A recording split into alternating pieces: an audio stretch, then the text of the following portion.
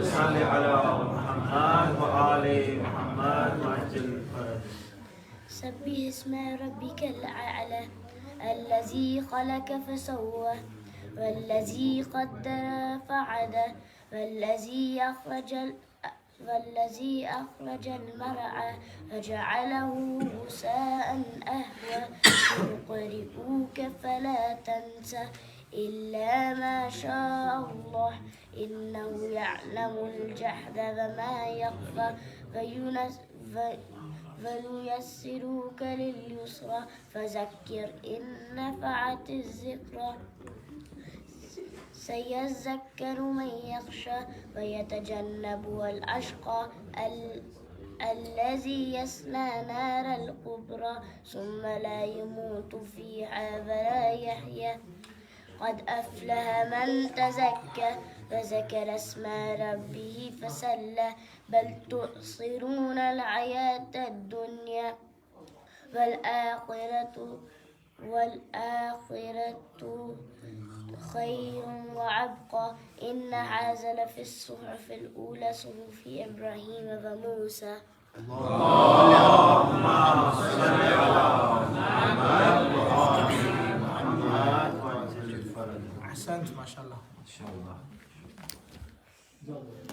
کسی نے تو سلامتی کے لیے سب مل کے ایک اور بار بلند تر صلوات. اللهم صل على محمد وآل محمد وعجل فرج.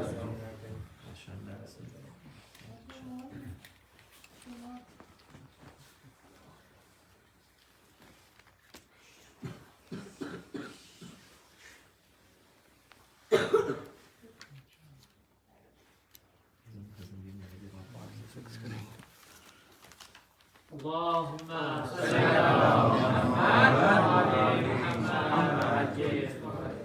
إن الله وملائكته يصلون على النبي يا أيها الذين آمنوا صلوا عليه وسلموا تسليما.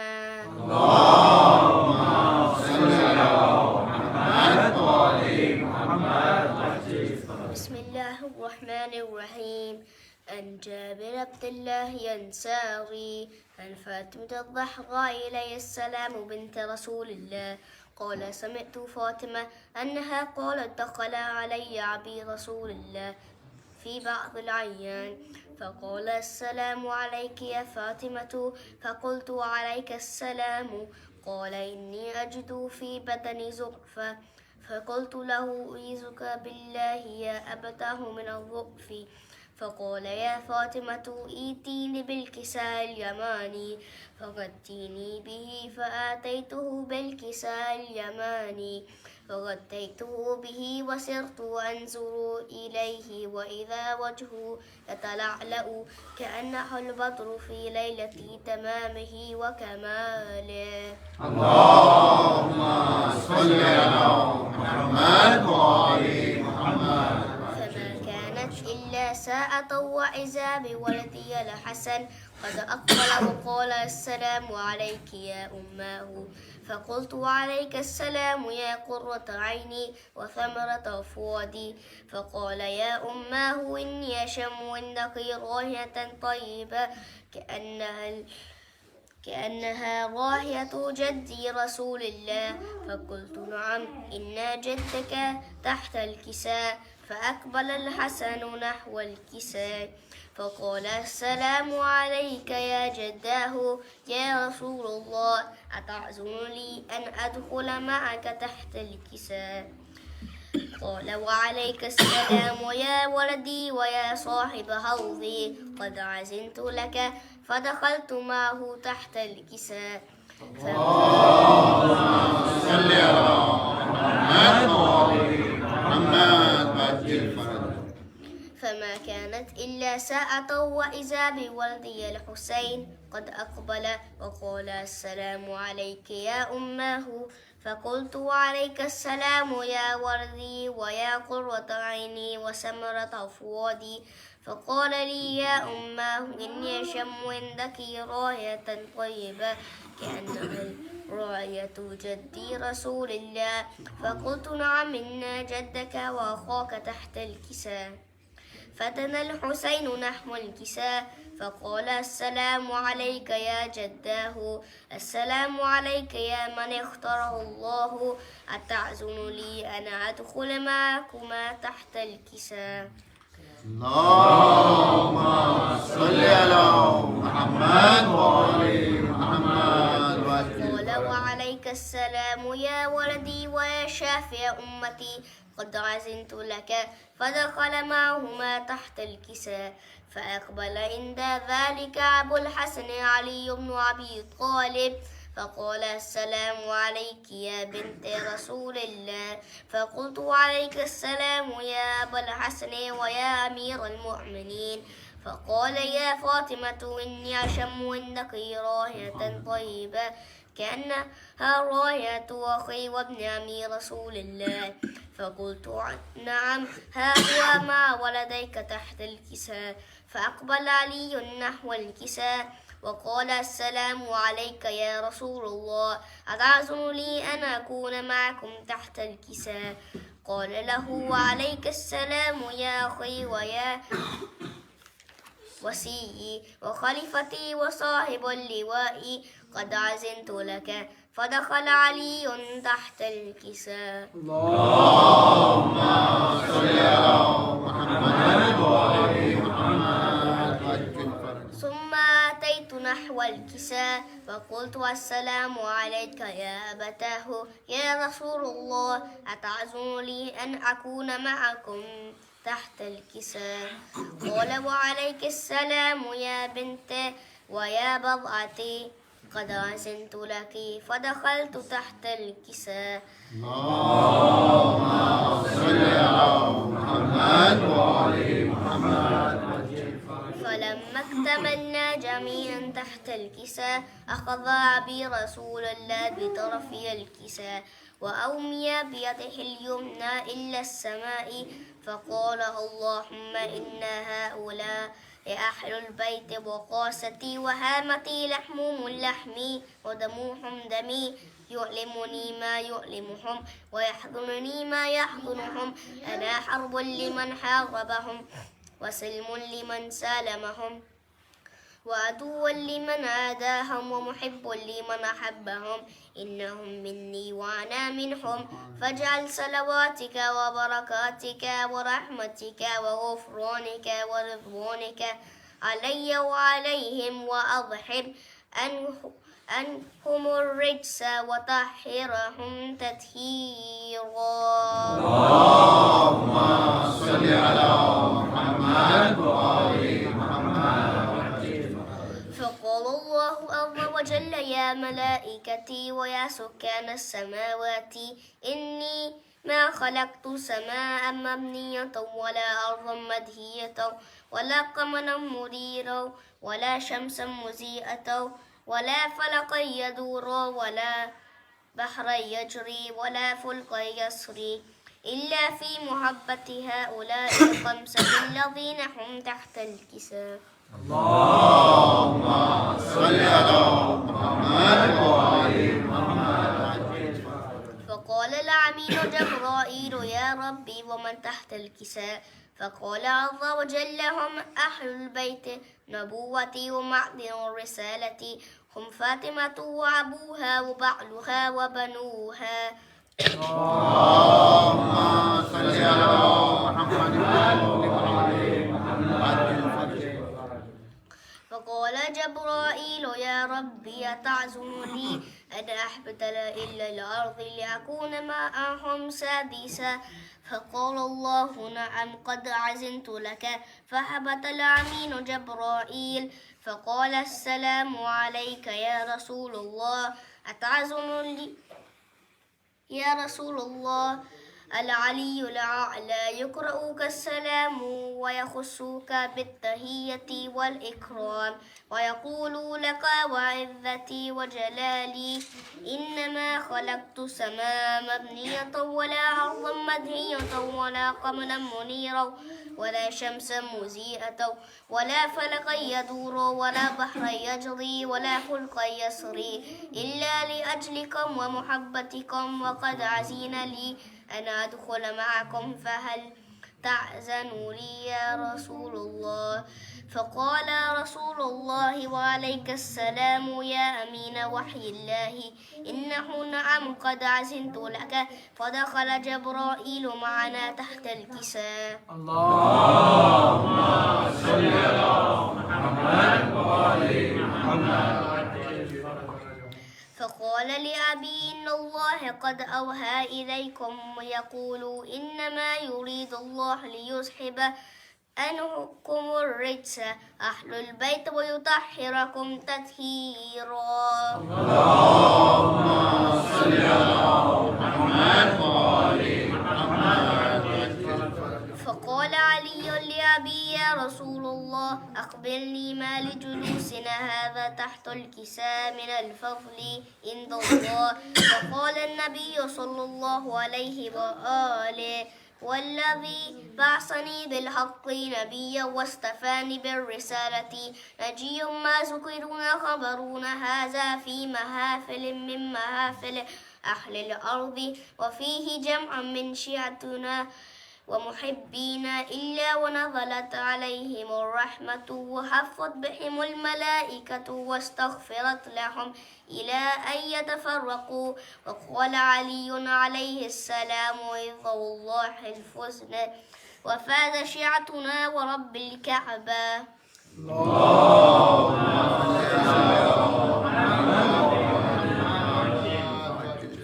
فقال أبي رسول الله صلى الله عليه وآله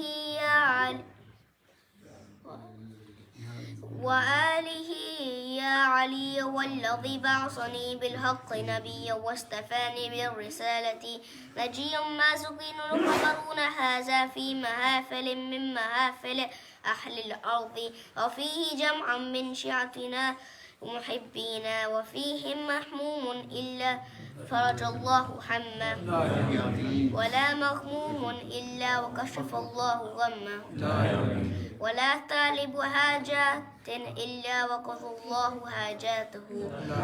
فقال علي عليه السلام إذ الله الحسنى وسعدنا وكذلك شيعتنا وفازوا وسعدوا في الدنيا والآخرة ورب الكعبة.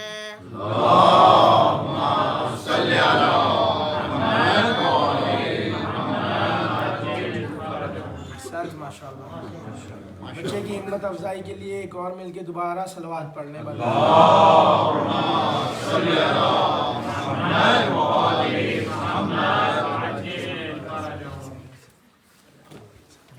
اور یہاں جتنے بچے بیٹھے ہوئے ان سب کی صحت و سلامتی اور ہمت افزائی کے لیے تمام بچوں کے لیے مل کے اس سے بہتر سب مل کے صلوات پڑھیں. اللهم صل على محمد وآل محمد.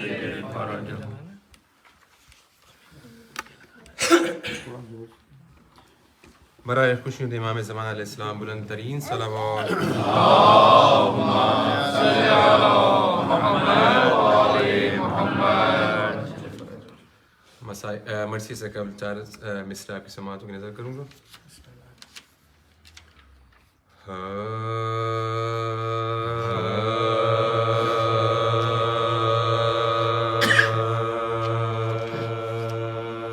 پہلے یہ مان لے کہ ہے مشکل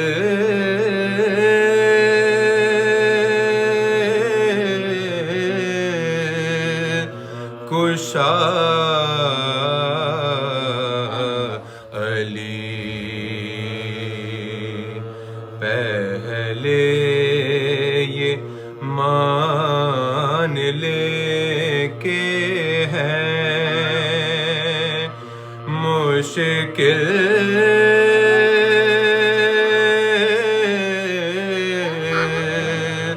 کشا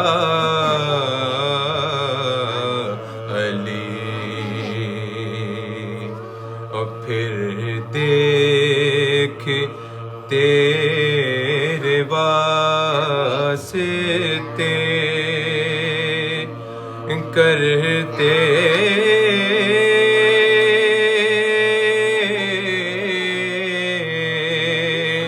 ہیں کیا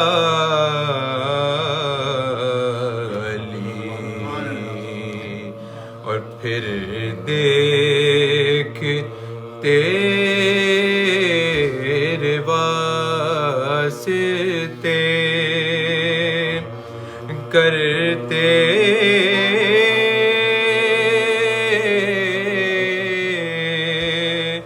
ہیں کیا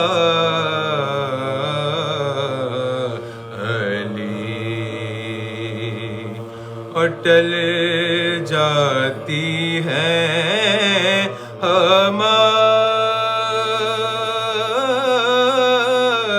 تو ساری مصیبتیں،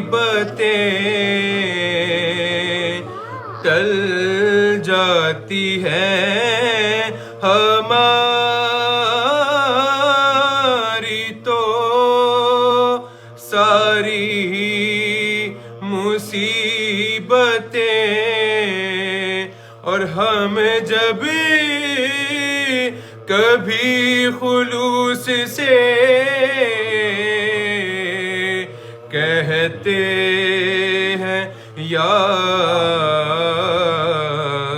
علی، پہلے یہ مان لے کے ہے۔ سورہ فاتحہ۔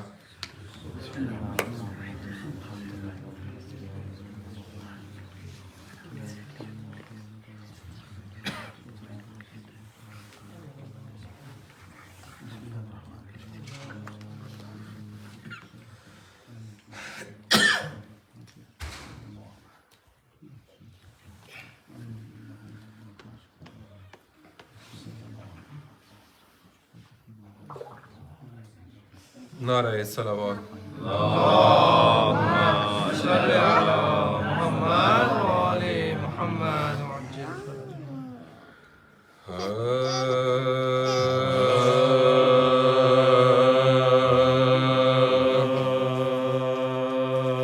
حسین جاتے ہیں قاسم کی لاش اٹھانے کو، حسین جاتے ہیں قاسم کی لاش اٹھانے کو، دل شکست پہ ایک اور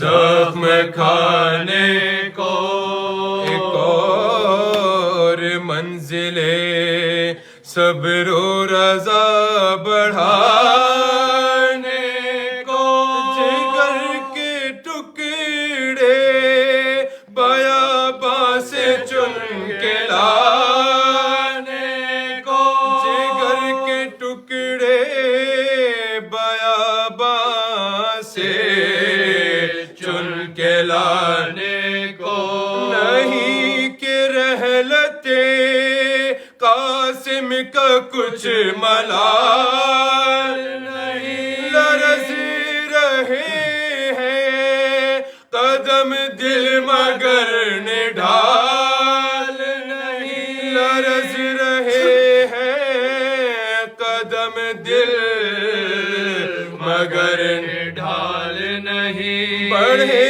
جو غیظ میں شبیر سوئے فوج جفا، علی کی تیغ نے ایک حشر کر دیا برپا، ادھر کو مڑ گئے گھوڑے جدھر کو منہ اٹھا، پڑا تھا بھاگتی فوجوں کی راہ میں لاشا، پڑا تھا بھاگتی فوجوں کی راہ میں لاشا، کیا جو پھر کے سواروں نے رخ سوئے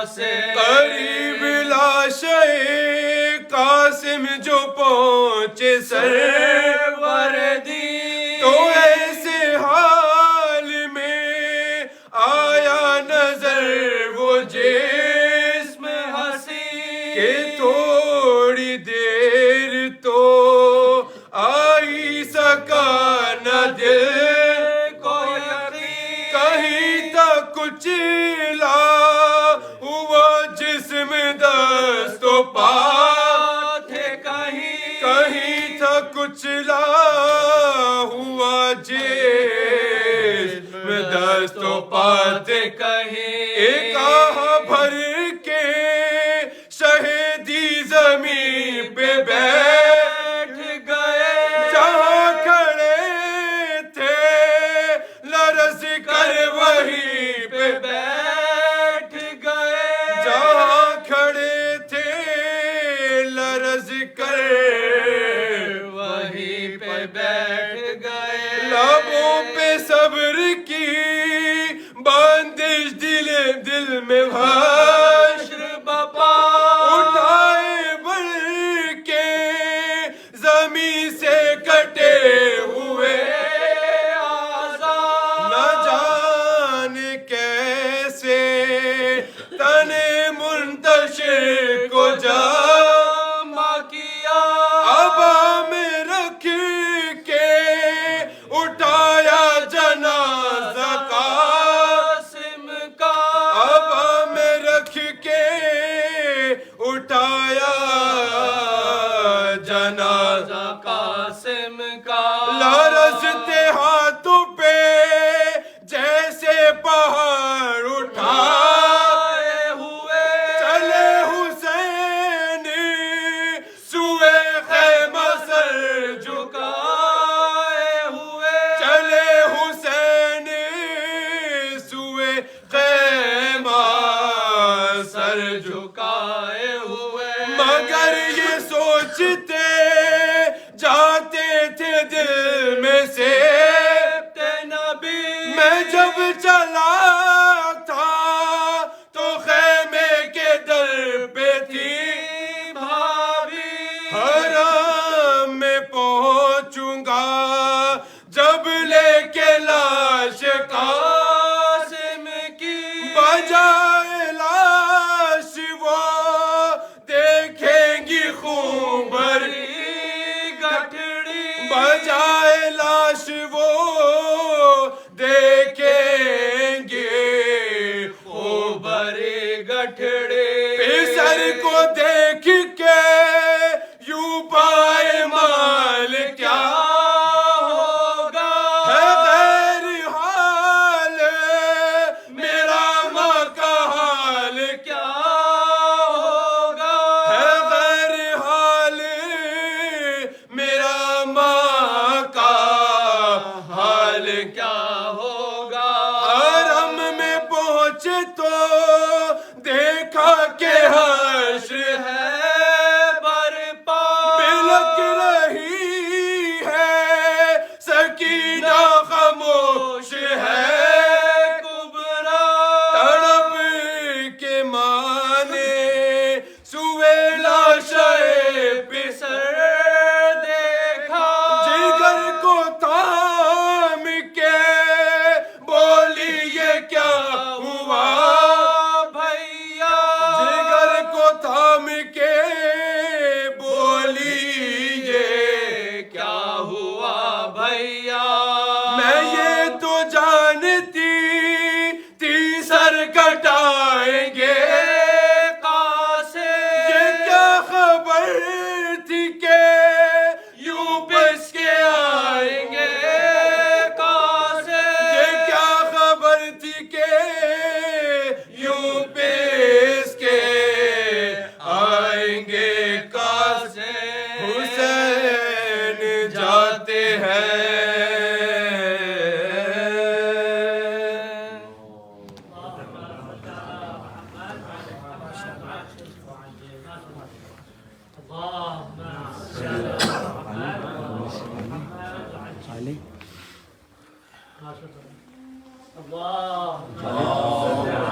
صلی اللہ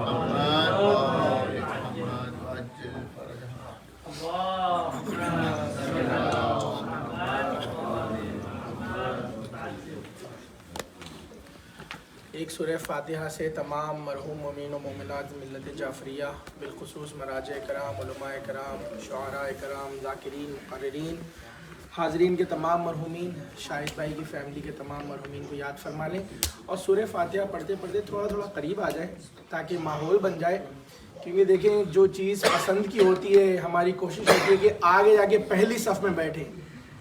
عزاداری سید الشہداء غم حسین سے اور کیا چیز پسندیدہ اور محمد وآل محمد صلوات۔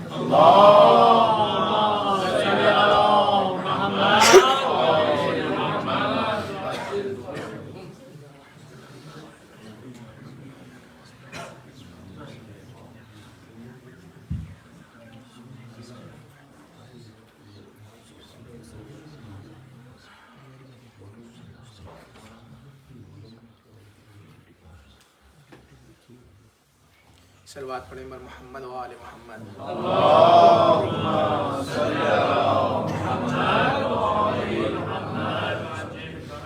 اعوذ باللہ من الشیطان الرجیم ولا حول ولا قوة الا باللہ العلی العظیم افوض امری اللہ ان اللہ بصیر بالعباد بسم اللہ الرحمن الرحیم الحمد للہ رب العالمین الصلاة والسلام علی اشرف الانبیاء والمرسلین واہل بیتہ الطیبین الطاہرین المعصومین المظلومین لا سیما علی بقیت اللہ فی الارضین ولعنت اللہ علی اعدائہم اجمعین من یومنا ھذا الی قیام یوم الدین رب اشرح لی صدری ویسر لی امری واحلل عقدۃ من لسانی یفقہوا قولی اما بعد فقد قال اللہ تبارک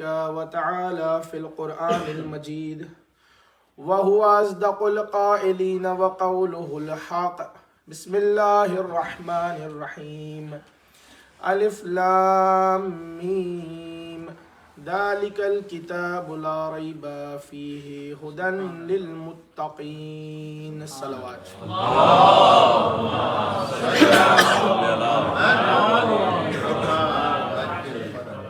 عزیزان ایمان، عزاداران سید الشہداء، میرے بزرگ دوستوں اور بچوں، السلام علیکم۔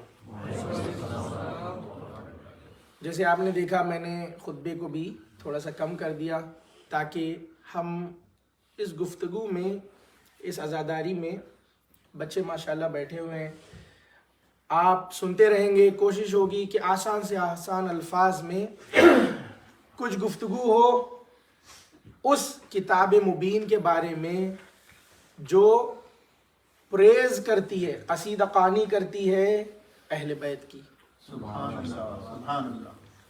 پروردگار عالم یہ سورہ بقرہ کے آغاز میں ارشاد فرماتا ہے کہ ذالک الکتاب، اس کتاب میں کوئی شک نہیں ہے، لا ریب، کوئی کمی نہیں ہے۔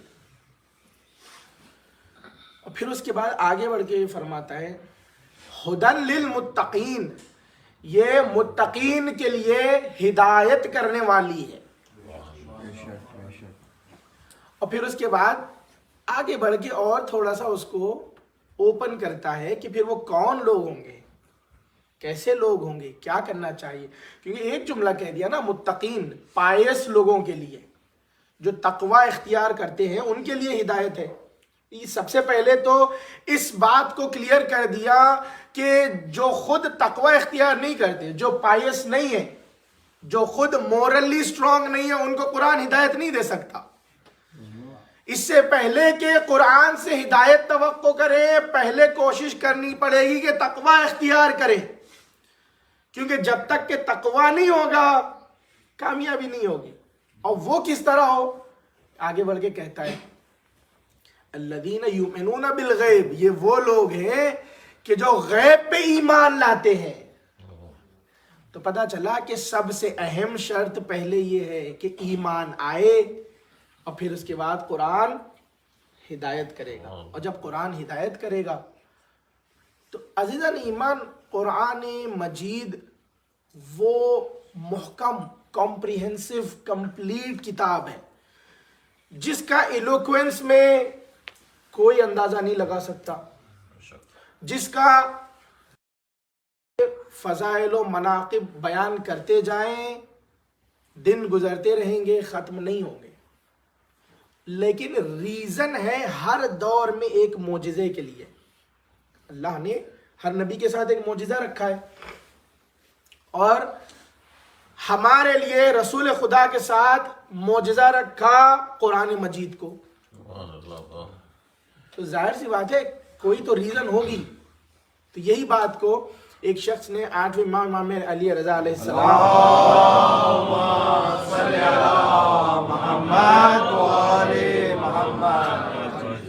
سے پوچھا کہ مولا یہ بتائیں کہ اللہ نے حضرت موسیٰ کے لیے رکھا کہ عصا اژدہا بن گئی، حضرت عیسیٰ کو شفا دی، بیماروں کو شفا دی، اور رسول خدا کے دور میں معجزہ قرآن مجید دیا۔ الگ الگ معجزے کیوں رکھے؟ آخر کیا حکمت ہے کہ اس دور میں وہی معجزہ کیوں؟ خوبصورت جواب امام نے فرمایا۔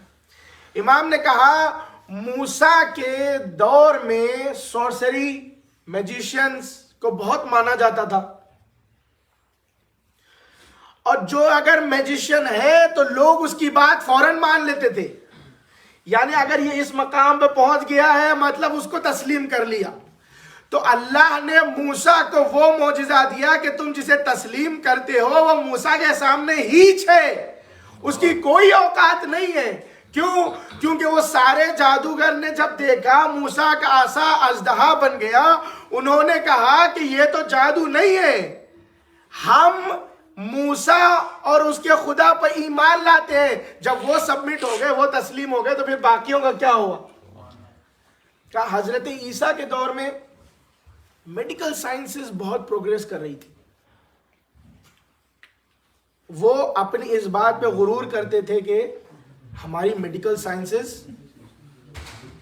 بہتر ہے، ہم چیزوں کو کیور کر سکتے ہیں، بیماریوں کا علاج کر سکتے ہیں، اس کے باوجود لیپریسی کا علاج نہیں کر پاتے تھے۔ اللہ نے ایسے میں اپنے نبی کو بھیجا جو نہ صرف لیپریسی کو بھی کیور کر رہا ہے، بیماریوں کا علاج بھی کر رہا ہے، بلکہ اللہ کے اذن سے زندگی بھی دے رہا ہے۔ تو وہاں عاجز ہو گئے کہ ایسا کیور تو ہم نہیں کر سکتے، یہ ہے نہ ہے معجزہ ہے اللہ کی طرف سے۔ اور اسی طرح رسول خدا کے دور میں ویسے تو عرب میں جاہل زیادہ تھے، لیکن جو پڑھے لکھے تھے، لٹریچر وہ بہترین مانے جاتے تھے، اور عربی ادب، شاعری عربی کی بہت زیادہ امپورٹنس تھی، لوگ اس بات پہ تسلیم ہوتے تھے۔ ایسے میں اللہ نے رسول کو ایسا محکم ایلوکوینس والا قرآن مجید کا معجزہ دے کے بھیجا کہ جہاں عربی ادب کے مشہور اور بہترین لوگ بھی عاجز آ گئے کہ اس قرآن کے کلام کے سامنے ہمارے کلام کی کوئی اوقات نہیں ہے۔ یہ پہلے کی خبر بھی دیتا ہے، آنے والی خبر بھی دیتا ہے، فیوچر کے بارے میں بھی بتاتا ہے، حال بھی بتاتا ہے۔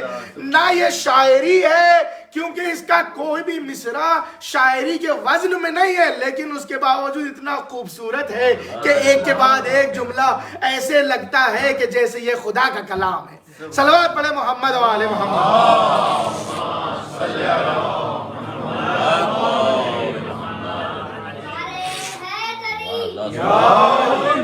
شاباش، سلامت رہے۔ تو اسی لیے قرآن مجید دے کے بھیجا۔ اب قرآن مجید جو دے کے بھیجا یہ کتاب خدا ہدایت ہے۔ صلوات پڑھیں بر محمد و آل محمد۔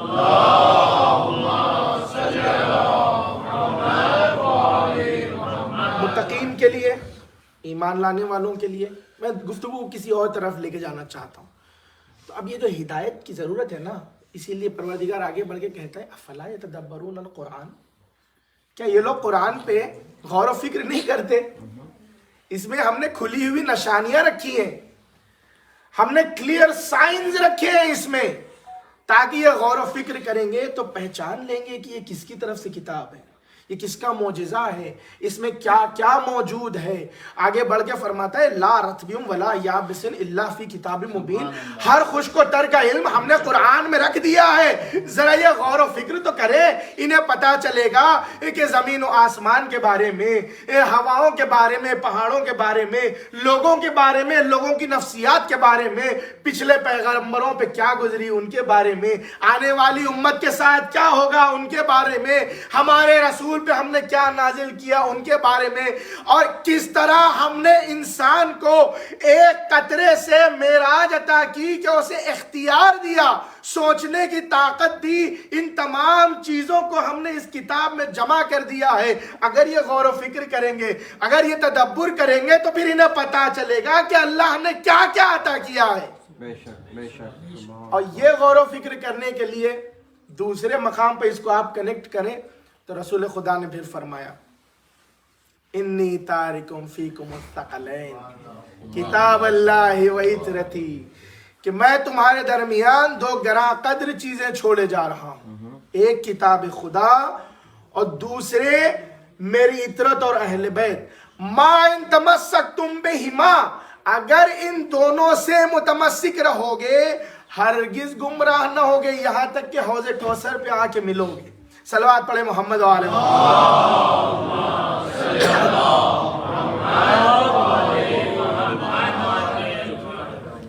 اور میں کوشش یہ کرتا ہوں, جو میں بار بار کہتا ہوں, کہ جہاں فضائل بیان ہو نا, اس کے ساتھ ساتھ ایک پاز اپنے لیے سوچ کے یہ یاد کیا جائے کہ آج میرے لیے کیا اپلیکیبل ہے.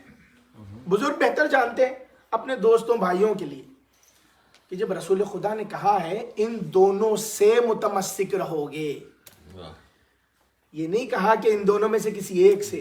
اگر ایسا ہوتا تو لوگوں نے پھر آواز بلند کی تھی کتاب خدا کافی ہے. اور ہمارا یہ حال ایسا نہ ہو کہ ہم قرآن ناطق کو لے لیں اور قرآن صامت طاق پہ پڑا ہوا دھول میں بھرا رہے, اور جو رسول خدا نے دعا کی کہ پروردگارا میری قوم نے قرآن کو ہلکا لیا ہے, ہم پہ اس کا اطلاق نہ ہو. سب سے زیادہ قرآن پہ محنت کرے, آگے بڑھے, تو ہمارے پاس وہ سرچشمہ ہے, ہمارے پاس وہ اہل بیت کا صدقہ علوم ہے کہ اس پہ اتنی محنت کرے کہ پھر اس کے بعد آپ دیکھتے جائیں اتنا لطف اندوز ہوں گے کہ یہ کتاب, یہ کلام خدا, رات بھر بیٹھے رہے ابن عباس و مولا کائنات صرف اور صرف بسم اللہ الرحمن الرحیم کی تفسیر کرتے ہوئے. اس کے بعد علی نے کہا کہ ابن عباس فجر کا وقت ہو گیا ہے, اگر اور وقت ہوتا تو تمہیں بتاتا کہ بسم اللہ الرحمن الرحیم کی تفسیر کیا ہوتی ہے. صلوات پڑھے محمد و آل محمد.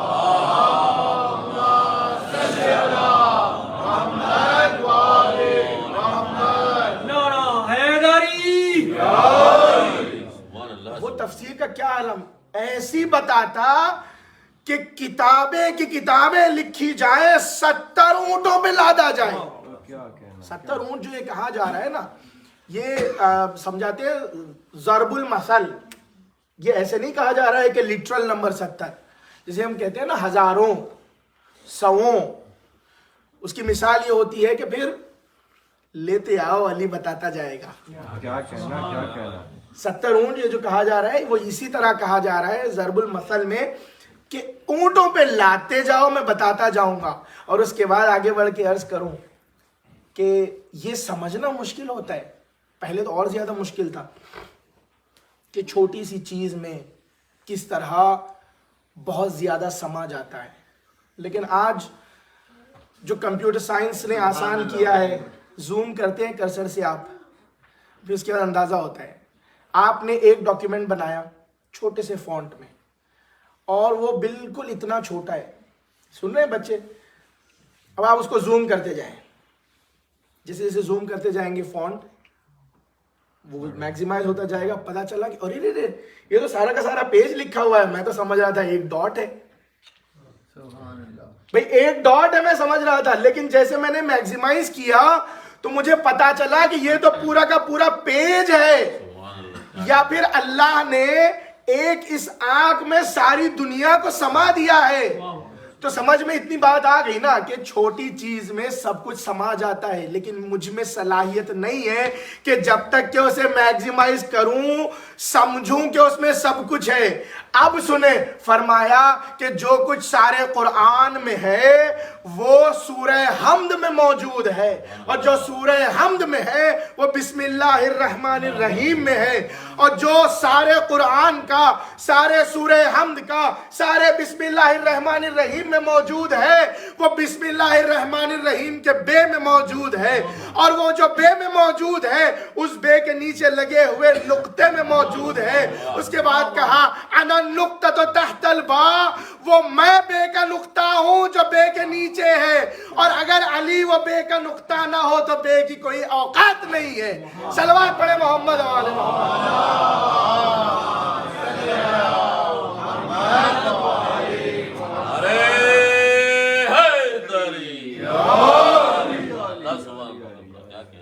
یہ کتاب مبین ہے۔ اب ضرورت کیا ہے؟ تو جو تدبر ہے نا وہ یہ میگزیمائز کرنا ہے، اپنے کرسر کو یوز کرنا ہے، میگزیمائز کرنا ہے۔ اور ہمارا کرسر کیا ہے؟ ہمارا کرسر یہ ہے کہ قرآن پہ ٹائم دیں، اس کی تفسیر پہ ٹائم دیں، یہی ہمارا کرسر ہے۔ جب اس کو میگزیمائز کریں گے تو پتہ چلے گا اہل بیت نے جو علوم بتائے ہیں اس میں اتنا سب کچھ موجود ہے۔ اسی لیے فرماتے ہیں نا رسول خدا، نوروا بیوتکم بقراءۃ القرآن، اپنے گھروں کو تلاوت قرآن سے منور کرو۔ اب یہ ہماری ویژن میں پاسبل نہیں ہے کہ سمجھ میں آئے کہ قرآن سے گھر منور کیسے ہوگا، کیونکہ ایبیلٹی نہیں ہے نا آنکھوں میں، لیکن اندازہ لگائیں کہ تفسیر کا تو یقیناً اپنا مقام ہے، لیکن اتنا ثواب ہے قرآن مجید کا کہ لیولز پہ ثواب ہے۔ قرآن سن رہے ہیں نا تو کان میں سنائی دے رہا ہے، اس کا ثواب ہے۔ دیکھ رہے ہیں نا حروف کو، تو وہ جو دیکھ رہے ہیں وہ دیکھنے کا اپنا ثواب ہے۔ پڑھ رہے ہیں نا زبان سے، جو پڑھ رہے ہیں وہ پڑھنے کا اپنا ثواب ہے۔ اچھا وضو کر کے پڑھ رہے ہیں نا، کیونکہ بغیر وضو ہاتھ نہیں لگا سکتے، واجب ہے وضو کرنا۔ وضو کر کے پڑھ رہے ہیں تو آپ نے مس کیا، ٹچ کیا، جو حروف کو ٹچ کر رہے ہیں نا یہ مس کرنے کا اپنا ثواب ہے۔ اور آپ بلند آواز سے پڑھ رہے ہیں، گھر میں کوئی اور ہے، آپ کا بھائی ہے، آپ کی بہن ہے، آپ کی امی ہے، آپ کے بابا ہے، جو بھی ہے وہ اپنے کاموں میں مصروف ہے، لیکن ان کی ایک نیت یہ ہے کہ اچھا آپ پڑھ رہے ہیں نا قرآن، سنتا رہوں۔ تو وہ جو قرآن سن رہے ہیں نا، باقی تو اپنے کاموں سے دوسری چیزیں کر رہے ہیں، لیکن وہ سن رہے ہیں، انہیں سننے کا ثواب مل رہا ہے۔ اب اندازہ لگائیں کہ ایک تلاوت قرآن سے کتنا گھر منور ہو رہا ہے، اور یہ کیسے ہو سکتا ہے کہ جس علی نے قرآن کی اتنی ایمفیسس کی ہے اس کی محبت کا دعویٰ رکھنے والا قرآن کو فراموش کر دے۔ صلوات پڑھے محمد و آل محمد پر۔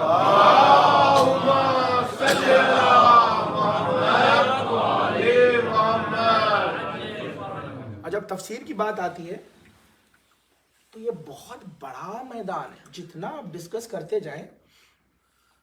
دیکھیں خود تفسیر جو ایک لفظ ہے، یا بچوں کے لیے ایکسیجسس، وہ خود روٹ ورڈ سے ہے، اس کے فسرہ سے۔ اس کا مطلب یہ ہے کہ کسی چیز کو واضح کرنا، یا پردے کو ہٹانا، یا چھپے ہوئے مطالب کو عیاں کرنا، اوپن کرنا، کلیئر کرنا۔ اور قرآن مجید میں بہت سے چھپے ہوئے مطالب ہیں، اسی لیے علامہ طباطبائی اس کو اور ٹیکنیکلی سمجھاتے ہیں کہ تفسیر کیا ہے؟ ہوا بیان آیات القرآن، یہ بیان ہے قرآن کی آیتوں کا۔ کس طرح کا بیان ہے؟ جو انٹینڈڈ معنی ہے جس نے کلام کو بھیجا، اور وہ انٹینڈڈ میننگ اس کے ساتھ ساتھ مقاصدہا و تعویلہا، مقصد کیا تھا اس آیت کے اس معنی کا اس موقع پر، اور اس کی کیا تعویل ہے، اس کی کیا باطنی انر میننگ ہے، کیونکہ ایک جملہ جب ہم کہتے ہیں کہ اس جملے کے پیچھے کوئی اور مقصد بھی ہوتا ہے, ہڈن میننگ بھی ہوتا ہے. بہت سے ایگزامپل دینے کا ٹائم نہیں ہے, میں جلدی آگے بڑھوں. ہڈن میننگ بھی ہوتا ہے, تو اس ہڈن میننگ کو انہائڈ کرنا, جب انہائڈ کریں گے تو اس انہائڈ کرنے کے لیے جو پروسیس لگے گا وہ تفسیر کا حصہ ہے.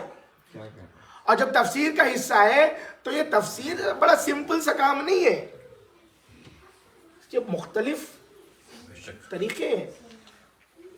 تفسیر فی اللغہ, لغت یعنی ڈکشنری کے پوائنٹ آف ویو سے کیا مطلب ہو سکتا ہے اس پہ محنت کرتے ہیں مفسرین. اور تفسیر فی الاحادیث کہ کون سی آیتوں کے بارے میں کون سی احادیث آئی ہیں, یہاں تک کہ تفسیر القرآن بالقرآن, قرآن کی تفسیر کرتے ہیں دوسری قرآن کی مطالب کی وجہ سے. یہ چھوٹی سی مثال دیتا ہوں جو علامہ طباطبائی کی سب سے زیادہ یہ ہے. یا پھر جو ٹریڈیشنز والی ہیں وہ تفسیر نور الثقلین ہے, تفسیر نمونہ ہے. اور آج آپ یقین مانیں اتنا آسان کیا ہے ڈیجیٹل میڈیا نے, اس ترقی نے, کہ ہمارے پاس یہ فنگر ٹپس پہ اویلیبل ہے, موبائل کے تھرو, کمپیوٹر کے تھرو. پہلے نہیں تھا. میرے دوستوں اور بچوں کے لیے کہہ رہا ہوں, بزرگ جانتے ہیں, پہلے ہمیں لائبریری جانا پڑتا تھا جس کے پاس فزیکل تفسیر کی کاپی ہے. جب میں نے مجلسیں پڑھنا شروع کیا تھا آغاز میں, تو ہم لائبریری جاتے تھے, وہاں سے نوٹس بناتے تھے, کیونکہ وہ ایکسپینسو کاپیز ہیں, وہ ایک ہی کاپی رکھتے تھے لائبریری میں, اجازت نہیں دیتے تھے کہ آپ گھر لے کے چلے جائیں, بھول جائیں گے. تو آپ اپنی نوٹ بک لے کے جاتے تھے.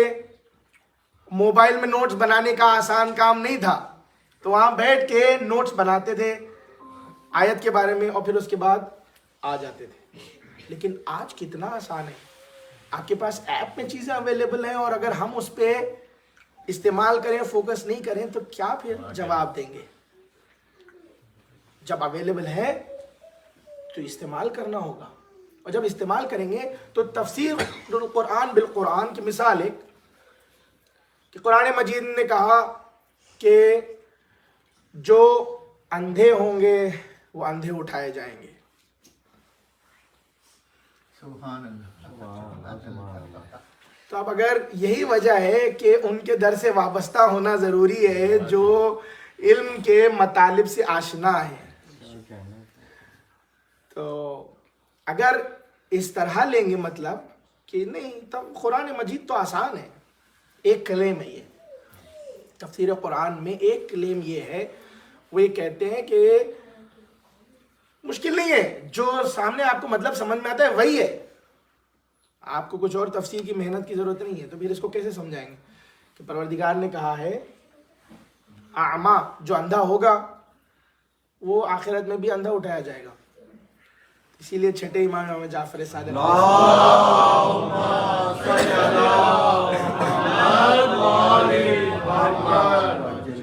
نے اس کا ریفرنس دے کے پھر سمجھایا کہ یہاں اندھے سے مراد جب ہدایت نہ ہو تو پھر اس کے بعد ظلمت کا اندھیرا ہوتا ہے. جو دنیا میں بغیر ہدایت یافتہ ہوگا, جو دنیا میں یہ چوز کرے گا کہ وہ ہدایت نہ پائے, اسے آخرت میں بھی بغیر ہدایت کے ظلمات میں, اندھیرے میں اٹھایا جائے گا. یہی وجہ ہے کہ تفسیر ضروری ہے, اور تفسیر جب ضروری ہے تو ظاہر سی بات ہے ایسوں کے پاس جاؤ جن کے پاس تفسیر کا علم ہے, ان کے در پہ جاؤ جنہوں نے مطالب کو بتایا ہے. ارے جس آصف ابن برقیہ نے, جس کے پاس علم من الکتاب, کتاب کا تھوڑا سا علم تھا, یہ کہا کہ آپ اپنی آنکھیں پلک جھپکنے سے پہلے میں تخت بلخیس لا سکتا ہوں, تو پھر اس کا کیا مقام ہوگا جس کے لیے کہا جا رہا ہے علم کتاب کا علم موجود ہے. اب اس کے بعد پھر حیرت کی بات کیا ہے, اس نے منبر سے کہا سلونی سلونی, جو پوچھنا ہو مجھ سے پوچھ لو, زمینوں سے زیادہ آسمانوں کے راستوں کے بارے میں بتاؤں گا, تمہیں دریاؤں, جھاڑوں, پہاڑوں, ذرات کے بارے میں بتاؤں گا, تمہیں جنت و دوزخ کے بارے میں بتاؤں گا, تمہیں معرفت پروردگار کے بارے میں بتاؤں گا. صلوات پڑھے محمد و آل محمد.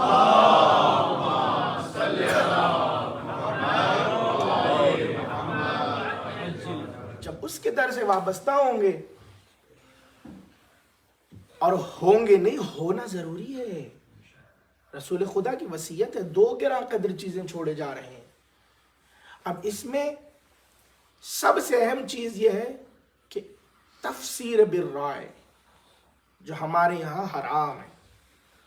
इसीलिए हराम है क्योंकि जब उसमें अपनी राय आ जाती है। अच्छा देखें, बुजुर्ग जानते हैं, बच्चों के लिए बता दूं क्यों अपनी राय का प्रॉब्लम होता है। देखिए, हम स्कूल में हैं या कॉलेज में हैं और मेरा सब्जेक्ट है केमिस्ट्री, और उसमें बहुत ज़्यादा टेक्निकल फार्मूलाज हैं, और मैं गया अपने इंग्लिश लिटरेचर के टीचर के पास और मैंने कहा कि देखिए, मुझे थोड़ा सा डाउट्स हैं केमिस्ट्री में, इन फार्मूलाज के बारे में आप प्लीज़ क्लैरिफाई कर देंगे। वो कहेंगे भाई आप मतलब अगर कोशिश करेंगे तो फिर वो पानी का H2O भी जो है ना, कुछ और गड़बड़ हो जाएगा वहां पे। तो वो कहेंगे कि नहीं, ये मेरी एक्सपर्टीज नहीं है। या इसी तरह कोई भी किताब ले लें आप, कोई भी कॉम्प्रिहेंसिव सब्जेक्ट ले लें, अगर सब्जेक्ट एक्सपर्ट जिसके पास उसकी नॉलेज नहीं है, हम उससे कंसल्ट करेंगे कि इसके बारे में मुझे बताए, तो 2 ही सूरतें होंगी। या तो वो ऑनेस्ट होगा और कहेगा कि इसका जवाब मुझे नहीं आता, ये मेरी एक्सपर्टीज नहीं है, या फिर अगर ऑनेस्ट इस तरह नहीं है तो वो जवाब देने की कोशिश में अपनी राय को इंक्लूड करेगा। इसका मतलब ये हो सकता है कि यहां ये इस तरह होगा। तो ये जो राय है ना, फिर उसके बाद कंफर्म नहीं है कि वो बात जो कह रहा है वो सही कह रहा है। अब वो पता कब चलेगा, जब आप एग्जाम लिख के आ जाएंगे और उसको आपको रिजल्ट मिलेगा तो पता चलेगा ये तो आपने सारा का सारा एग्जाम गलत लिख दिया। यही वजह है कि तफसीर बिर्राए हराम है। क्यों? क्योंकि सब्जेक्ट एक्सपर्ट नहीं है आप। जो सब्जेक्ट एक्सपर्ट है वर्रासिखून फिल इल्म, जिसको अल्लाह ने कहा है कि उनसे रुजू करो जिसके पास इल्म है, उनसे रुजू करो जिसको हमने किताब का इल्म दिया है, उनसे रुजू करो जिन्होंने दावा किया है सलूनी सलूनी, पूछ लो मुझसे जो कुछ पूछना हो। जब ये कहोगे कि हमारे लिए किताब खुदा काफी है लेकिन जानते कुछ नहीं है, तो फिर राय का प्रॉब्लम हो जाएगा और राय का पहाड़ बन जाएगा। सलवात पढ़े मोहम्मद आले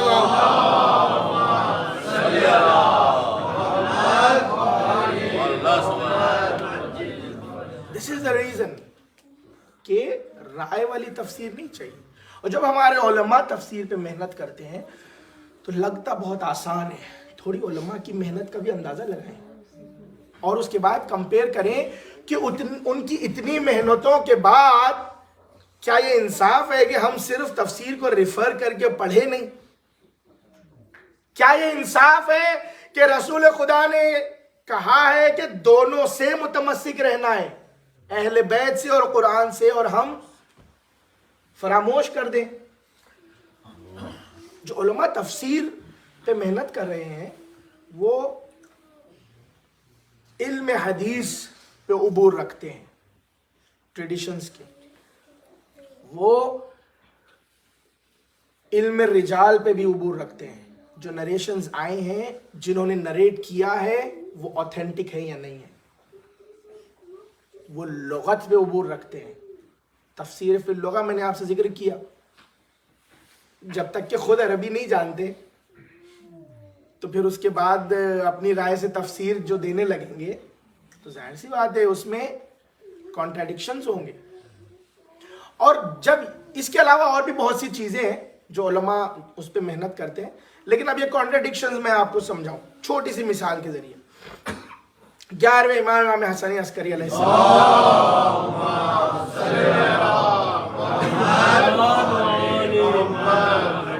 थके तो नहीं है, बस 1-2 मिसालें और रब्ते मसाइल। अगर आप लोग थक गए हैं तो मुझे सलवात की आवाज से अंदाजा हो जाएगा।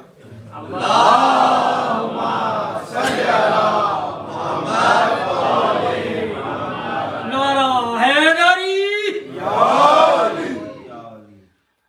इमाम के पास उनके स्टूडेंट्स आते थे بہت مشکل سے جو ملتے تھے. تو ایک دفعہ وہ جو اسٹوڈنٹ تھے ایکچولی اسحاق کندی کے پراپر اسٹوڈنٹس تھے, لیکن امام کے پاس حقائق کے لیے آتے تھے. اور اسحاق کندی بہت ہی اچھا اسکالر تھا, عام لوگوں کی بات نہیں کر رہا ہوں, اسکالر تھا, فلسفر تھا.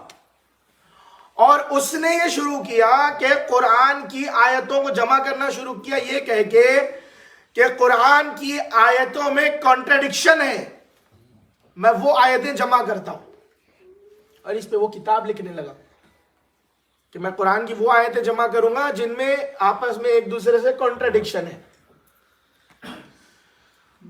تو ایک دن وہ جب دونوں شاگرد آئے ہوئے تھے تو 11ویں امام نے ان سے کہا کہ تم لوگ اپنے استاد سے کچھ کہتے کیوں نہیں ہو کہ وہ اپنے ٹائم کو غلط ڈائریکشن میں استعمال کر رہا ہے, قرآن کی کانٹرڈکشن والی آیتوں کو ڈھونڈنے میں. انہوں نے کہا کہ ابن رسول اللہ, مولا ہم اس کے سامنے کیا کہیں, وہ اتنا ایکسپرٹ ہے, وہ ہمارا استاد ہے, اور دوسرے یہ کہ اس کا ایک یہ ایٹیٹیوڈ ہے کہ وہ سنتا نہیں ہے, وہ اپنی بات پہ قائم رہتا ہے. تو اس سے زیادہ کہ ہماری ریلیشن شپ خراب ہو, ناراضگیاں بڑھیں, ہم کیا کہیں. ایک چیز پھر یہ بھی بن گئی کہ ناراضگیاں ہونے کے مقام پہ بھی پولائٹلی چیزوں کو کہا جاتا ہے. حق کی بات طریقے سے حق کے لیے پہنچانا ضروری ہے. امام نے کہا ٹھیک ہے تمہاری بات بھی صحیح ہے, اپنے انداز سے تم کم از کم یہ تو کہہ سکتے ہو کہ تم جو سمجھ رہے ہو کہ یہ کانٹرڈکشن ہے, یہ ایکچولی کانٹرڈکشن نہ ہو. جس کا کلام ہے اس کا انٹینڈڈ میننگ کچھ اور ہے, تم کچھ اور سمجھ رہے ہو. چونکہ تم نے اس کا مطلب نہیں سمجھا جس کا کلام ہے, جس نے بھیجا ہے, تم نے وہ مطلب سمجھا جو تم سمجھ رہے ہو, تو تم نے یہ سمجھا کہ وہ کانٹرڈکشن ہے, لیکن ٹیکنیکلی کانٹرڈکشن نہیں ہے. تو انہوں نے کہا ٹھیک ہے ہم کوشش کریں گے. تو وہ گئے, تو اس کے بعد باتوں میں انہوں نے کہا کہ آپ اتنی محنت کر رہے ہیں, لیکن ڈونٹ یو تھنک کہ ہو سکتا ہے جو مطلب آپ نے اس آیت کا سمجھا ہے وہ مقصد نہیں ہے مطلب کا جس نے قرآن کے اس کلام کو بھیجا ہے, اس آیت کو بھیجا ہے. یہاں اللہ کا انٹینڈڈ مطلب کچھ اور ہوگا جو آپ کو نہیں پتا, اور آپ سمجھ رہے ہیں کہ اس کا مطلب یہ ہے, اور آپ نے جمع کیا کہ یہ کانٹرڈکشن والی آیتیں ہیں. جب انہوں نے یہ کہا نا, فوراً اس کا ذہن کلک ہوا. آسان بات تھی, آج ہمیں بڑی آسان لگ رہی ہے, اور یقیناً ایسے ہی ہوتا ہے. بہت سی چیزیں آسان سامنے ہوتی ہے, لیکن جب تک کہ زمانے کا امام ایک جملے کے ذریعے ہدایت نہ کرے, یہی تو وجہ ہے کہ وارث علم الکتاب ہے نا, جب وہ ہدایت کرے تو پھر ڈائریکشن مل جاتا ہے. اس نے فوراً کہا کہ یہ بات تو تم نے بالکل درست کی ہے, میں اپنی ان تمام کتابوں کو یہ جو کہہ رہا ہوں جلا دوں گا. لیکن پھر اس نے پلٹ کیا, اچھا ایک بات بتاؤ, یہ تمہارے ذہن میں کیسے آیا, یہ تم نے کیسے کہہ دیا. انہوں نے کہا کہ بھئی وہ ہم نے سوچا آپ کو بتا دیں. اس نے کہا کہ دیکھو اپنے دوستوں کے لیے کہہ رہا ہوں, لک میں جانتا ہوں کہ تم کتنے پانی میں ہو, مجھے اندازہ ہے کہ تم سے کیا توقع رکھی جا سکتی ہے, تم کیا کہہ سکتے ہو, یہ تمہارا کہا ہوا نہیں ہو سکتا. تو پھر انہوں نے کہہ دیا کہ یہ 11ویں امام نے سجیسٹ کیا تھا.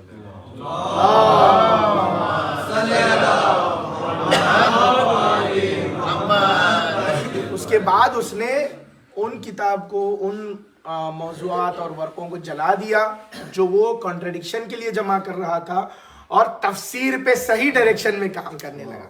پتہ چلا کہ جس کے پاس کتاب کا علم ہے ان سے رجوع کریں گے تو صحیح ڈائریکشن میں جائیں گے, ورنہ سمجھیں گے کہ قرآن کے مطالب کچھ اور ہے, اور پھر اس کے بعد اپنے حساب سے چیزیں کرتے جائیں گے.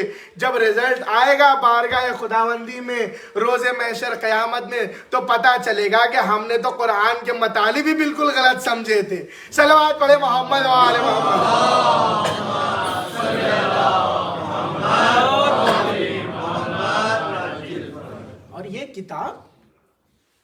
نہ صرف یہ معجزہ ہے، نہ صرف یہ ہدایت ہے، بلکہ شروع سے اس میں بہت سے انفارمیشن کلیئرلی موجود ہے۔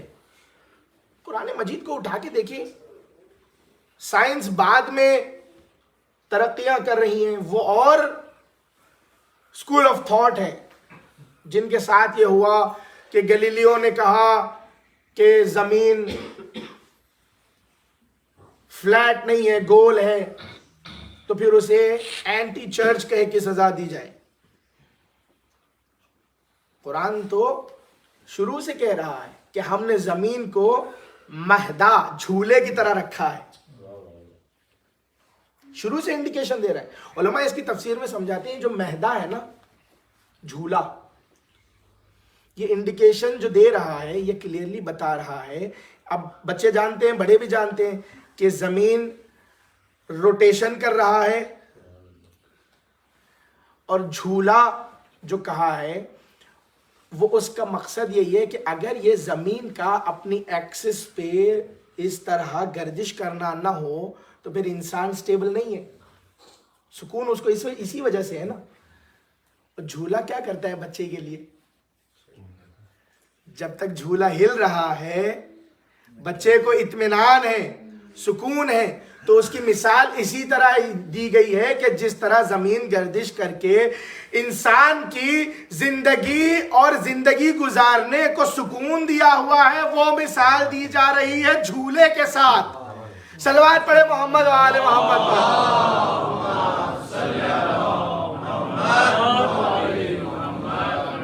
ایمبرائیولوجی کے بارے میں دیکھ لیں، کتنا تفصیل سے بتایا ہے، جھاڑوں پہاڑوں کے بارے میں دیکھ لیں، اور یہ ساری چیزیں دیکھنے کے لیے آپ کو مشکل کی ضرورت نہیں ہے، کوئی بکس ریسرچ کرنے کی ضرورت نہیں ہے، گوگل کریں تفسیر امام حسن عسکری، انگلش میں اویلیبل ہے، آرام سے آپ پڑھ سکتے ہیں۔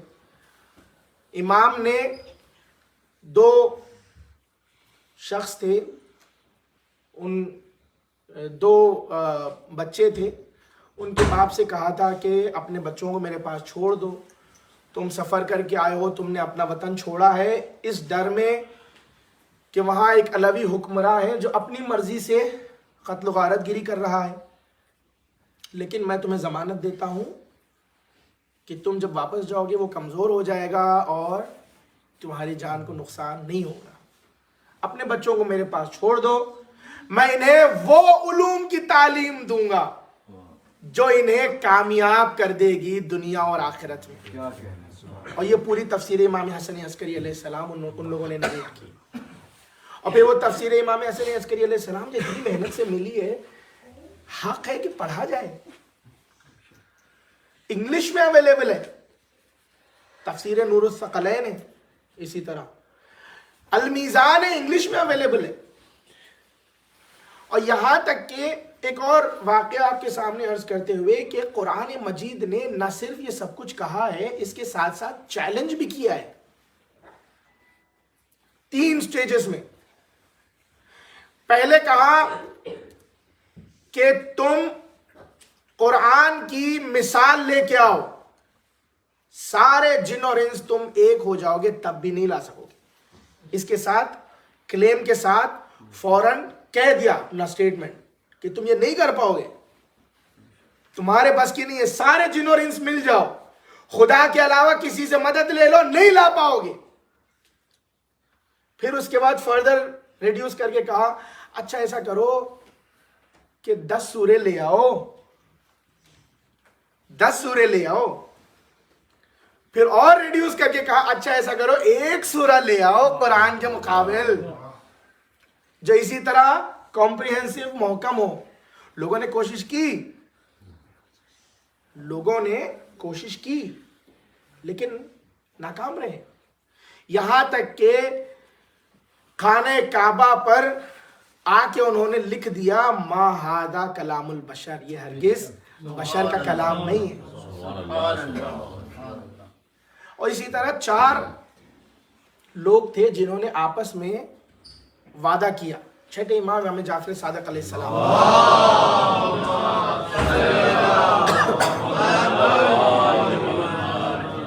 کے دور میں کہ وہ حاجیوں کا مذاق اڑاتے تھے، قرآن کی تلاوت کا مذاق اڑاتے تھے. تو انہوں نے آپس میں وعدہ کیا کہ اچھا ایسا کرتے ہیں 4 حصوں میں قرآن کو ڈیوائیڈ کر لیں، ایک ایک حصہ ہم چاروں اس کی انویلڈیٹی میں، اس کے رپلائی میں، اس کو رد کرنے کے لیے، یہ ثابت کرنے کے لیے کہ یہ انسان کا کلام نہیں ہے، ہمیں لے کے آنا ہے نا کچھ، ہم لکھ کے لے کے آتے ہیں. 1 سال کا ٹائم ہے، اپنا اپنا چاروں حصے جو ہے وہ لائیں گے، یہی ملتے ہیں خانہ کعبہ میں، اور ہم اپنے چاروں حصوں کو ملائیں گے، اور پھر اس کے بعد جو ہے نا وہ یہ سب کچھ ختم ہو جائے گا. ہم ثابت کر دیں گے کہ قرآن اللہ کی طرف سے کلام نہیں ہے، تو ظاہر سی بات ہے پھر نہ رسول اللہ کی طرف سے ہے، نہ دین اسلام ہے. سال بھر محنت کر کے آئے، پورا سال گزار دیا، اور آنے کے بعد جب ایک دوسرے سے ملے تو اس نے کہا کہ بھئی کیا ہو گیا، کیا لے کے آئے ہو؟ اس نے کہا کہ میں ایک ہی آیت پہ پھنس گیا، میں اس آیت پہ پھنس گیا جہاں سورہ یوسف میں کہا جا رہا ہے کہ ان لوگوں نے خفیہ طور سے میٹنگ کی اور پھر اس کے بعد چلے گئے، لیکن ان سے کچھ نہ بن پڑا. یوسف کے بھائیوں کا تذکرہ. دوسرے نے کہا کہ میں اس آیت پہ پھنس گیا کہ جہاں کہا جا رہا ہے کہ تم سارے کے سارے جن اور انس مل کے قرآن کی مثال لے آؤ اور نہیں لا پاؤ گے. رد نہیں بنا سکا اس کی.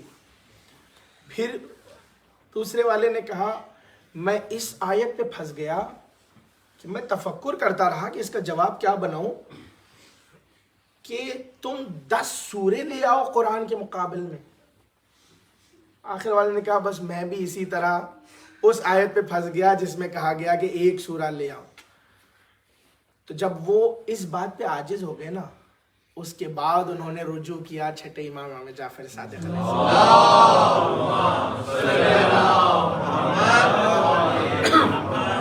اور جب اس سے رجوع کرتے ہیں اسی طرح جس کے پاس علم کتاب موجود ہو، پھر ڈائریکشن درست ہو جاتا ہے. پھر اس کے بعد وہ قرآن کے علوم امام ان کو سکھانے لگے.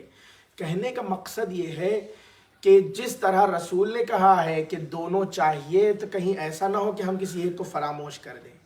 اور یہ جو دونوں چاہیے، اس کی مثال تاریخ اسلام میں بھی ہر جگہ ہے، تعلیمات اہل بیت میں بھی ہر جگہ ہے، واقعہ کربلا میں بھی ہر جگہ ہے. عزیزان ایمان، قرآن مجید کو یہ نہ سمجھے کہ اگر میرے پاس کچھ نہیں ہے، آج میرا سوکر کا میچ بھی نہیں ہے، تب اس کو سوچوں گا. ذرا سوچیں کہ شب عاشور بھوک و پیاس کے باوجود جب خیموں میں دیکھا گیا تو تلاوت قرآن چل رہی تھی. یہ نہیں سوچا کہ ہم پیاسے ہیں، پڑھ نہیں سکتے. ایسا ہرگز نہیں ہے کہ میں مصروف ہوں، میرے ایگزامز ہیں تو میں کچھ آیتیں قرآن کی نہیں پڑھ سکتا، بلکہ آیت الکرسی پڑھیں گے تو میموری شارپ ہوگی، ایگزامز میں سکسس ملے گا. بس یہ چھوٹی سی نیت اور اٹیمپٹ کی ضرورت ہے. اور اگر اس موٹیویشن کے لیے چاہیے تو میدان کربلا ہے کہ جہاں تلاوت قرآن بھی ہے اور قرآن ناطق کے 2 چھوٹے چھوٹے پارے بھی ہیں. ایک چھوٹا پارا وہ ہے جسے حسین نے بلند کیا تھا. رسول کے 2 لخت جگر ہیں نا، ایک حسین کا لخت جگر ہے قرآن کا سپارہ جسے حسین نے بلند کیا، اور ایک حسن کا لخت جگر ہے جسے حسین نے ابا میں جمع کیا.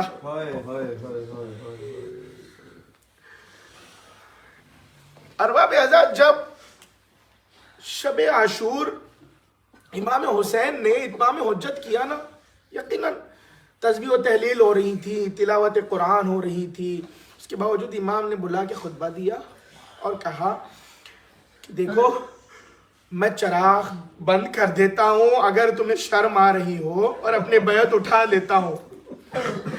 جو کوئی جانا چاہتا ہے وہ چلا جائے. اگر روشنی سے شرم آ رہی ہے لیکن وہ لوگ موجود تھے جنہوں نے کہا یا ابا عبداللہ اگر ہمیں 70 مرتبہ 100 مرتبہ زندگی دی جائے، ہر بار موت آ جائے، اس زندگی کو آپ پر سے قربان کریں گے۔ امام حسین نے فہرست شہداء سنائی، فہرست شہداء سنائی نا، قاسم نے اپنا نام نہیں سنا تو امام حسین سے پوچھا چچا جان کیا فہرست شہداء میں میرا نام نہیں ہے؟ امام حسین نے جواب دینے کے بجائے قاسم سے سوال کیا، میرے لال قاسم موت تو کیسا پاتے ہو؟ قاسم نے جواب دیا، چچا جان احلم من العسل، شہد سے زیادہ شیریں پاتا ہوں۔ پتا چلا کہ حجت خدا امام زمانہ کی سامنے موت آ جائے اس کے دفاع میں تو وہ شہد سے زیادہ شیریں ہے۔ اور یہ قاسم نے صرف کہا نہیں بلکہ کر کے دکھایا۔ جب قاسم نے یہ جواب دیا نا تو حسین نے کہا بڑی حسرت سے، میرے لال تمہارا نام بھی فہرست شہداء میں ہے، علی اصغر کا بھی ہے۔ جب یہ سنا نا ہاشمی جوان تھا، بے چین ہو گیا، چچا جان کیا اشقیاء خیموں تک آ جائیں گے؟ امام حسین نے کہا میرے لال نہیں، میں اس قرآن کے سپارے کو سوال آپ کے لیے لے کے جاؤں گا، تیر چلایا جائے گا۔ اور اسی قربانی کا، اسی وعدے کا دن تھا روز عاشور۔ ایک کے بعد ایک میدان میں جا رہے تھے، یہاں تک کہ وہ موقع آیا کہ قاسم بار بار امام کے پاس جاتے تھے اور اجازت طلب کرتے تھے۔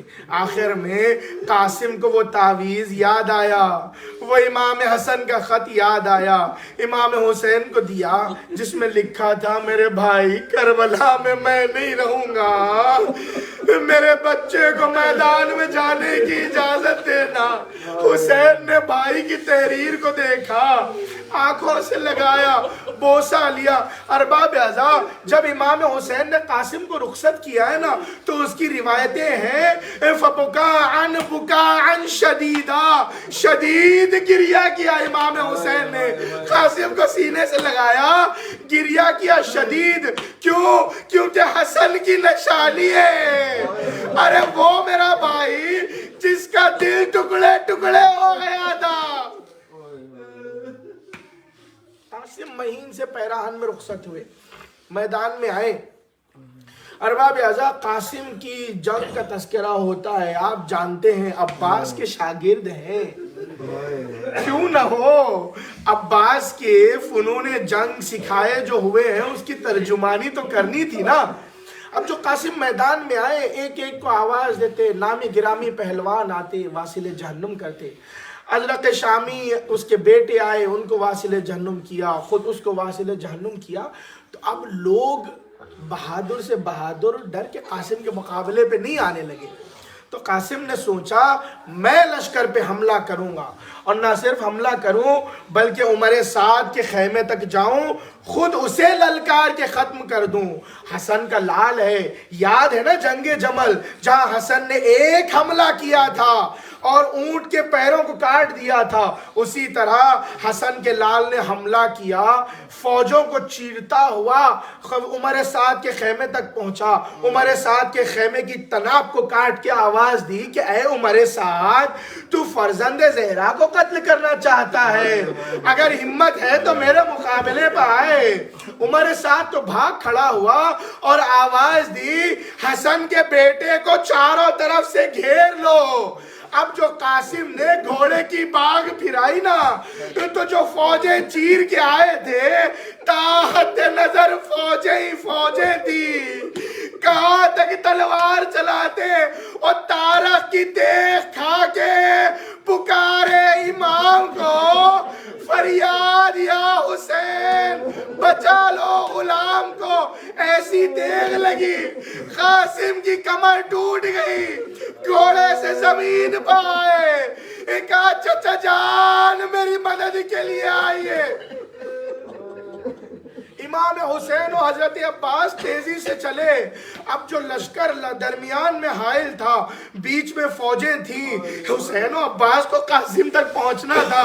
فوجوں نے دیکھا عباس و حسین آ رہے ہیں، فوج فوجیں بھاگنے لگی، ارے ادھر کے گھوڑے ادھر، ادھر کے گھوڑے ادھر، قاسم زمین کربلا پہ دونوں ہاتھ ٹیکے ہوئے آواز دیتے رہے، چچا جان العجل، چچا جان جلدی آئیے، ارے باگر سے خون رن کی زمین لال ہو گئی، قاسم کی لاش گھوڑوں سے پامال۔ جب امام حسین پہنچے نا تو امام حسین نے اپنی ابا کا دامن بچھایا، اپنے سر کو جھکا کے کہا، حیف ہے میرے لال قاسم، تم مدد کے لیے پکارتے رہے مگر چچا اس وقت پہنچا ہے جب تمہارا لاشا پامال ہو گیا۔ ارباب اعزاز، امام حسین کے لیے بس آخری جملہ و زحمت تمام ہے، امام حسین کے لیے بڑا سخت لمحہ تھا، جس کو بھی میدان سے لے کے آئے ہیں نا لاشا اٹھا کے لائے ہیں، ارے قاسم کو جب لے کے آئے ہیں نا ابا بچھائی ہے، ٹکڑوں کو جمع کیا ہے، پوٹلی بنا کے، ارے قاسم کو اس طرح حسین لے کے آ رہے ہیں، ارے قرآن کے سپارے، کہیں قاسم کو ٹکڑے ٹکڑے کیا گیا، کہیں علی اصغر کا گلا چھیدا۔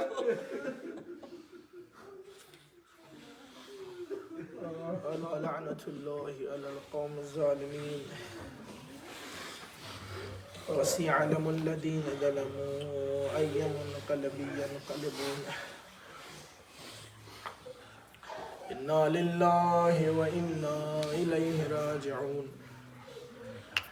رضا بقضائه وتسليما لأمره۔ بہترین دعا کا وقت وہ ہے کہ جب مصائب کربلا پہ آنسو بہائے جائیں، بہترین دعا وہ ہے جو زمانے کے امام کے لیے کی جائے، پروردگارا مصائب سید الشہداء کا واسطہ، بار الہ امام حسین کی غربت کا واسطہ، ہماری دعاؤں میں اولین دعا یہی ہے کہ امام زمانہ کے ظہور میں تعجیل فرما، پروردگارا امام کے ہم و غم کو برطرف فرما، امام کے ظہور کے لیے زمین کو ہموار فرما، بار الہ ہمارے امام کو ہم سے راضی و خوشنود فرما، پروردگارا ہماری دعاؤں کو، ہماری عبادتوں کو، اس ذکر خلیل کو قبول فرما، ہمارے گناہوں کو بخش دے، ہمارے مرحومین کی مغفرت فرما، جنہیں بخش دیا ہے جوار ائمہ میں جگہ عنایت فرما، پروردگارا تمام حاضرین، تمام مومنین کے دلی ہوائج و مقاصد کو برلا، کوئی غم نہ دے سوائے غم حسین کے، عزاداری اور عزاداروں کا تحفظ فرما، مقامات مقدسہ کا تحفظ فرما، بار الہ تمام مومنین کو، تمام حاضرین کو حج و زیارات سے مشرف فرما، پروردگارا جہاں جہاں مسلمان ہیں ان کی جان مال عزت و آبرو کی حفاظت فرما، دشمنان اہل بیت، دشمنان اسلام کو نیست و نابود فرما، اپنے مولا کے ناصروں غلاموں میں شمار فرما۔ 5 مرتبہ آئے شریف اما یجیب پڑھ کے تمام مومنین جنہوں نے دعاؤں کی گزارش کی ہے، جو بیمار ہیں ان کی شفایابی کے لیے دعا کریں۔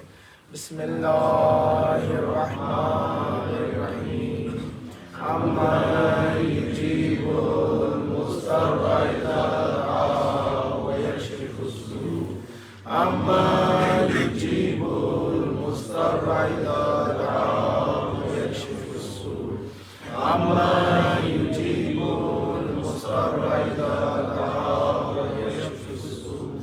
أما يجيب المضطر إذا دعاه ويكشف السوء، أما يجيب المضطر إذا دعاه ويكشف السوء۔ بار الہ اس آیت کے واسطے سے تمام حاضرین، تمام مومنین اور جنہوں نے دعاؤں کی گزارش کی ہے، جو بیمار ہیں صحت کاملہ عاجلہ عطا فرما، اس گھر پہ اپنی رحمتیں و برکتیں نازل فرما، آفات ارضی و سماوی سے محفوظ رکھ، ہمارے بچوں کو کامیابی عطا فرما، مولا کے ناصروں غلاموں میں شمار، ماتم حسین یا حسین۔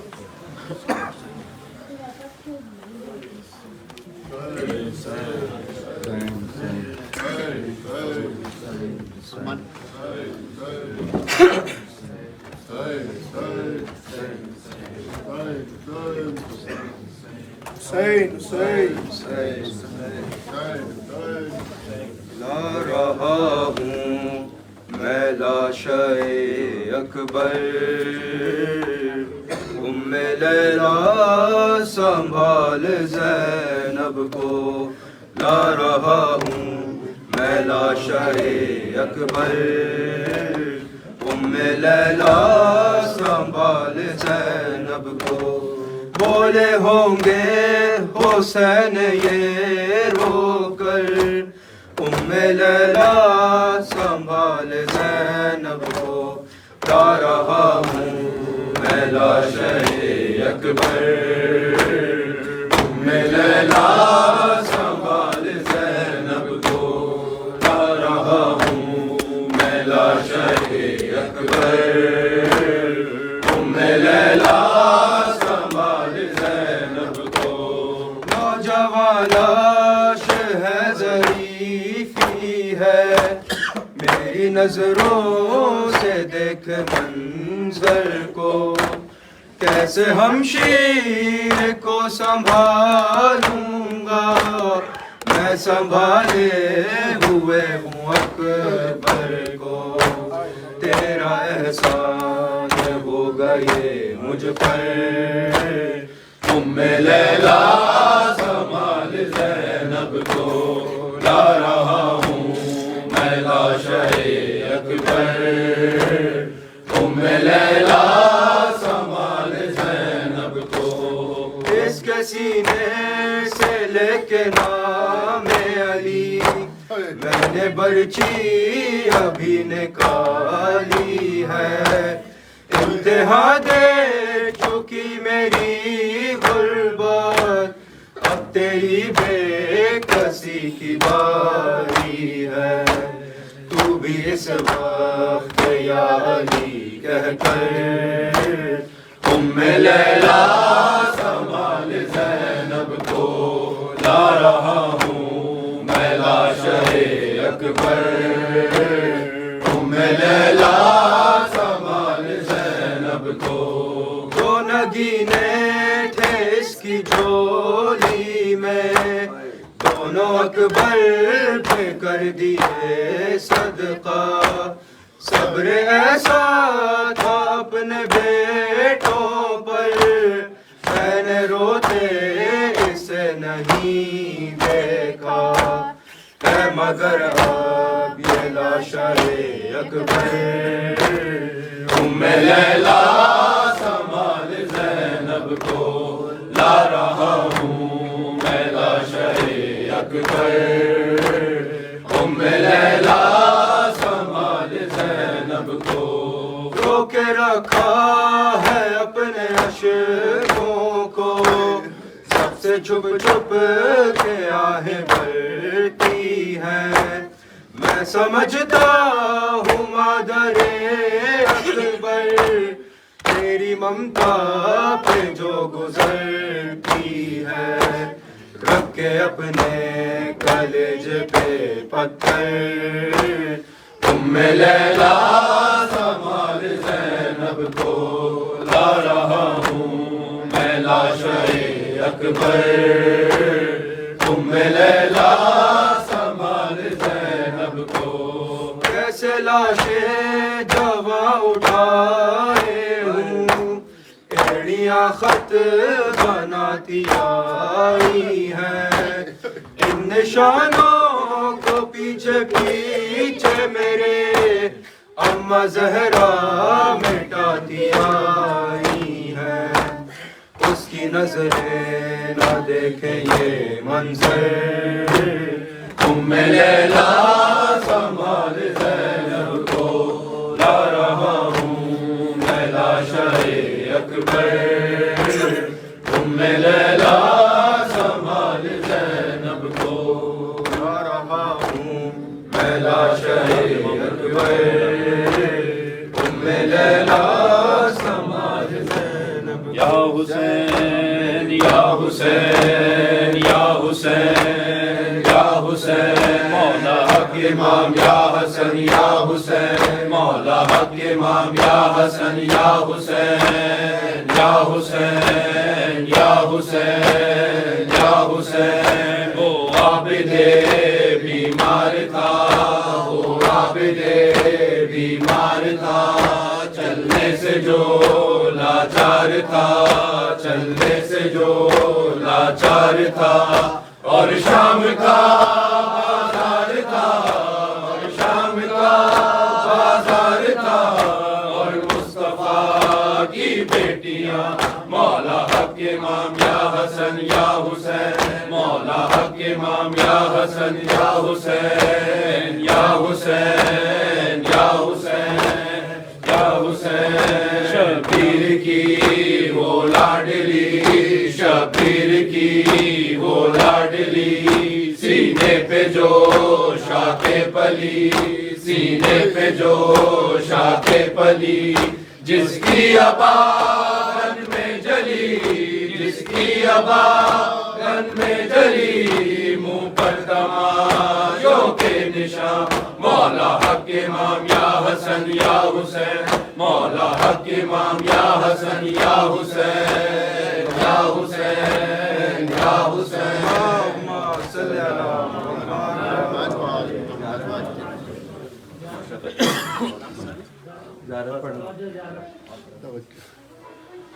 السلام عليك يا رسول الله السلام عليك يا أمير المؤمنين السلام عليك يا فاطمة الزهراء السلام عليك يا خديجة الكبرى السلام عليك يا حسن المصطفى السلام عليك يا أبا عبد الله السعيد على رشد المعصومين من ذريته علي بن الحسين ومحمد بن علي وجابر بن محمد وموسى بن جعفر وعلي بن موسى محمد بن علي وعلي بن محمد والحسن بن علي والحجة بن حسن رضي الله تعالى فرجه وصحبه تعالى ورحمة الله وبركاته.